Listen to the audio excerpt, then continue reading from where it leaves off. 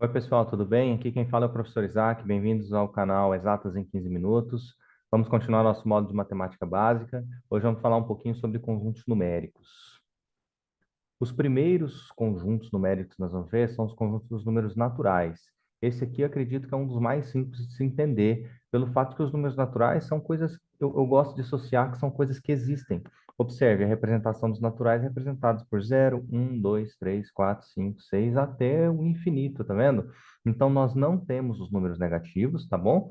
Os naturais não englobam os números negativos, e ele pode englobar o zero ou não, certo? Então, um subconjunto importante, no qual nós podemos tirar o zero, você vai adicionar esse asterisco aqui, ó, no início do símbolo, né? Ou no número do conjunto mesmo. Então, isso significa que este número, que esse conjunto, ele não engloba o zero. Simples assim, ok? Então, vamos pensar aqui, ó, são números utilizados em contagem de população, CEP, no geral. Então, vou pegar lá, são números, obviamente, que são inteiros, não é isso? Sei lá, número de carteiras em uma sala de aula, né? Então, vou lá contar, 37, 40, observe, é um número natural, é um número real, é um número que existe, ok? Vamos para o próximo, bem tranquilo, né? Essa ideia aqui sobre os números naturais. Os próximos que nós vamos ver são os números, o conjunto dos números inteiros. Observe, ó, agora sim eu englobo os números negativos, tá vendo? Ó, então eu posso vir do menos infinito até o mais infinito, desde, obviamente, que os números sejam inteiros, tá vendo? Que eu não tenho número quebrado aqui, ó, tipo, entre o 0 e o 1 tem uma infinidade de números aqui, né? Sei lá, 0,5, 0,6 e assim sucessivamente, né? E entre o 0,5 e o 0,6 eu também tenho uma infinidade de números aqui dentro, né? Então, observe que esses números não fazem parte desse conjunto, ok? Então, observe aqui, ó, no conjunto, a representação é o z, né? Que é o símbolo de números inteiros. É sempre possível efetuar, obviamente, uma adição, uma subtração, e a multiplicação. Observe que se eu fizer uma adição ou uma subtração de qualquer números que englobam números inteiros, eu vou cair dentro dos números inteiros, assim como a multiplicação. Agora, na divisão, tem que tomar cuidado. Vamos lá, vamos pegar esses dois exemplos aqui, ó. Menos 8 dividido por 4. Peraí, vai dar menos 2, na verdade? Peraí, mas menos 2 pertence aos números inteiros. Então, aqui tá ok, né? Então, esse aqui tá ok. Observe aqui, ó, 7 dividido por menos 2. Espera aí, vai dar menos, né? 3,5. Observe que este número 3,5, ele não é inteiro, tá vendo que ele é um número quebrado? Então, ele não pertence ao conjunto dos números inteiros. Então, esse aqui não está ok. Entenderam como que é o conceito? Bem tranquilo, né? Vamos para o próximo. Vamos lá. Opa, aqui, vamos lá. Então, o próximo são os números racionais. Observe aqui, ó. O que é um número racional? Definição, ó. É todo número que eu consigo escrever da forma A sobre B. Da forma A sobre B. Todo número que eu consigo escrever dessa forma, eu vou chamar ele de números racionais. Desde que A seja inteiro, certo? E B também seja inteiro. Olha aqui a condição, ó. A e B tem que ser inteiro. E, obviamente, B tem que ser diferente de zero, porque a gente não faz divisão por zero. Então, esse cara tem que ser dividido, tem que ser diferente de zero. Perfeito? Ah, asterisco, super importante. Depois vamos ter uma aula especial só disso aqui, ok? Então, olha só, representação decimal nos números racionais. Se eu pegar lá uma situação que ele vai ser exato e finito, ou seja, esse número meu com vírgula aqui, ó, ele tem um fim, tá vendo? Tipo 0,25, acabou, é só isso. Então, esse número aqui, eu consigo ter uma representação muito rápida e fácil, né, da sua fração, como que a gente diz, da sua fração originária, né? Então, um quarto, tá vendo? É um número o quê? É um número inteiro, certo? 4 também é um número inteiro. Então, é um número escrito da forma A sobre B, nos quais os dois são inteiros. Então, 0,25 é um número racional. Assim como menos 5 sobre 8. Observe, ó, se eu fizer isso aqui, eu vou ter o quê? Menos 0,625. Observe, 5 é um número o quê? Inteiro, não é? Pertence aos inteiros, é um número negativo inteiro, né? E 8 é um número inteiro. Então, observe, ó, da forma A sobre B, nos quais ambos são inteiros, então eu vou ter o quê?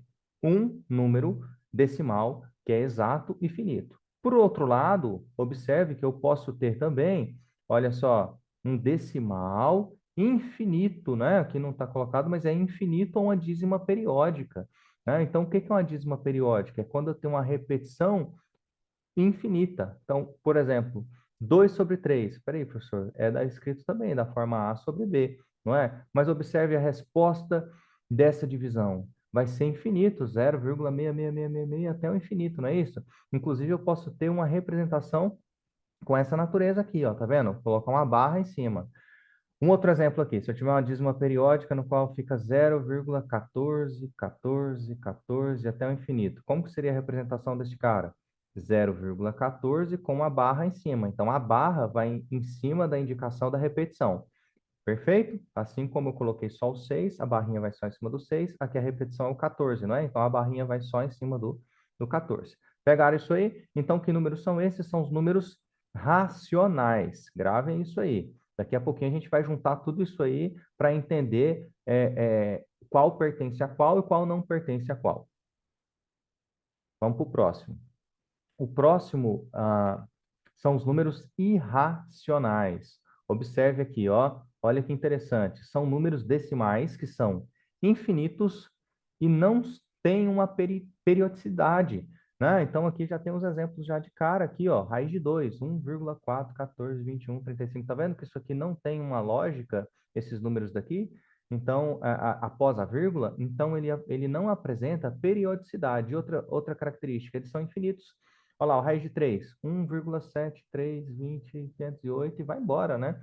Por infinito. Então, a gente não tem uma periodicidade, tá vendo que eu não tenho uma lógica aqui na frente. Então, isso me caracteriza os números irracionais. Outra coisa importantíssima, eu não consigo escrever esses números da forma A sobre B, certo? Então, esse tipo de conjunto aqui, eu não consigo fazer isso, igual a gente fez com os números racionais, certo? Então, todo número escrito da forma A sobre B é racional. E número que eu não consigo escrever da forma A sobre B são os números irracionais. Por exemplo, o π é um número irracional. Vamos lembrar, o π é a relação do quê?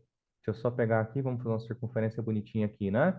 Olha lá, tem uma circunferência aqui. E se eu for pegar a relação, aqui vamos fazer o diâmetro dela também para ficar bem bonitinho, né? Olha lá, se eu pegar a relação dessa circunferência aqui, ó, ou seja, todo o comprimento dela aqui, ó, se eu for vir medir todo esse comprimento da circunferência e fizer uma relação pelo seu diâmetro, né? Eu vou ter quem? Eu vou ter o número π, tá bom? Esse aqui é uma relação bem importante aí, que a gente vai utilizar isso aqui mais para frente nos nossos outros módulos de matemática, tá bom? Então, também é um número irracional. Observe que eu não tenho uma periodicidade, ó, 3,14, 15, 92 e vai embora para o infinito, tá bom?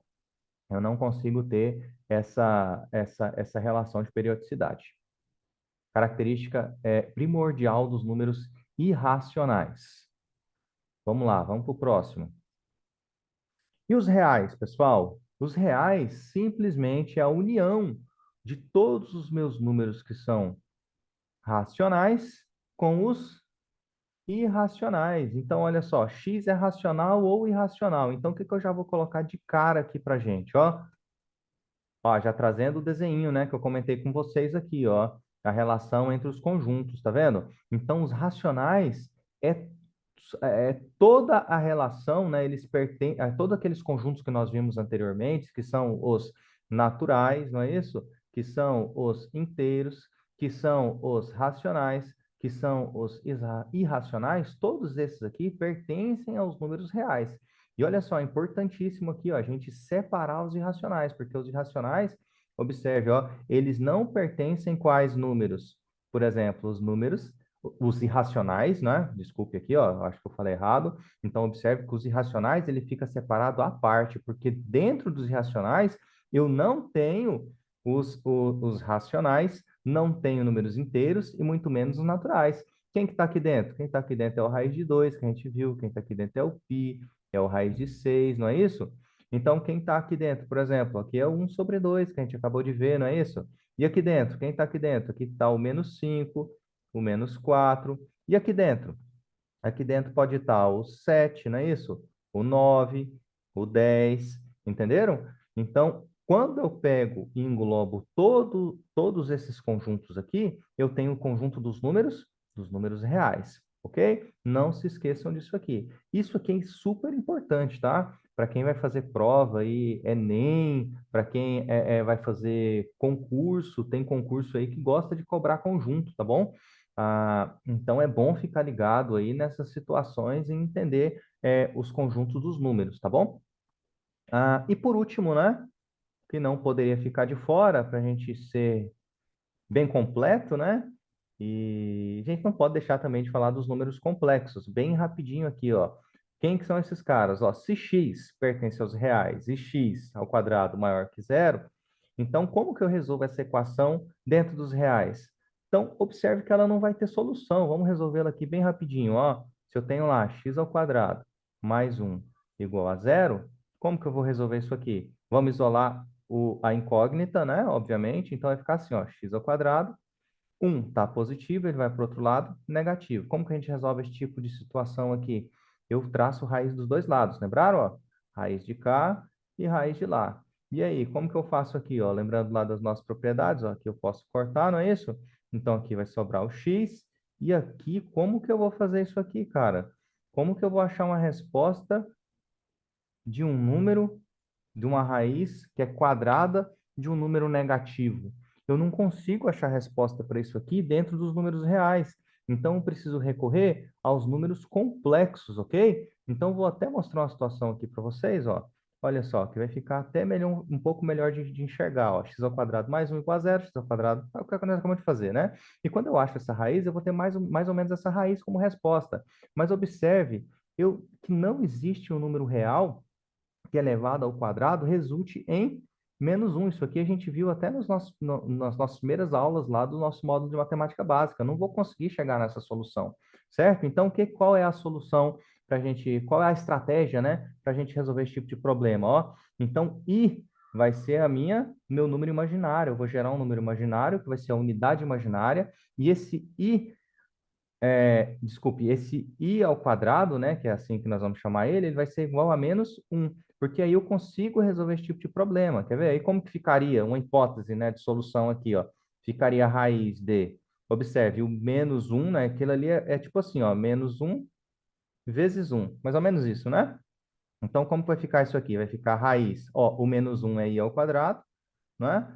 I ao quadrado vezes 1, que vai ficar quanto? Ó, raiz de i ao quadrado vezes 1 é a mesma coisa do que?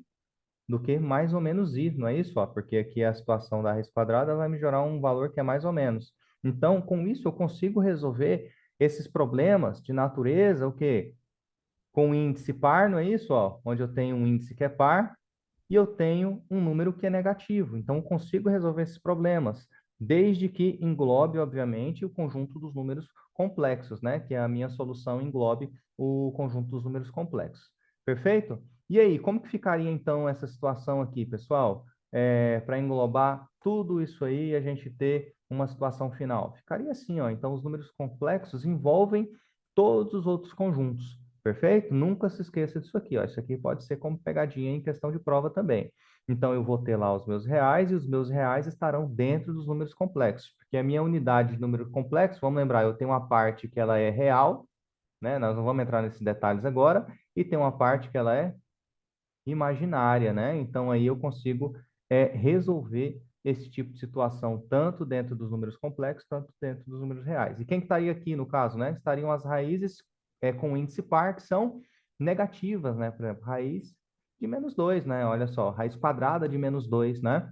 Então, tomem cuidado, ó. E fica aqui como uma observação importante, as raízes de índice par, assim como que eu tinha falado, porque as raízes de índice ímpar, eu consigo extrair uma raiz que é negativa, tá bom? Depois nós vamos ver isso aí. Perfeito? Quero agradecer vocês aí mais uma vez para estar junto aí nessa aula. Fiquem ligados nos conjuntos numéricos, tá bom? Que isso aí é extremamente importante aí até para a introdução, quando a gente for falar das nossas quando for falar de função, quando for falar isso aqui, ó, digamos, é uma grande introdução aí para a gente começar a entrar na parte de matemática de ensino médio, ok? Fiquem bem, dê um joinha aí na aula se gostaram, não se esqueça de se inscrever no canal. Até a próxima.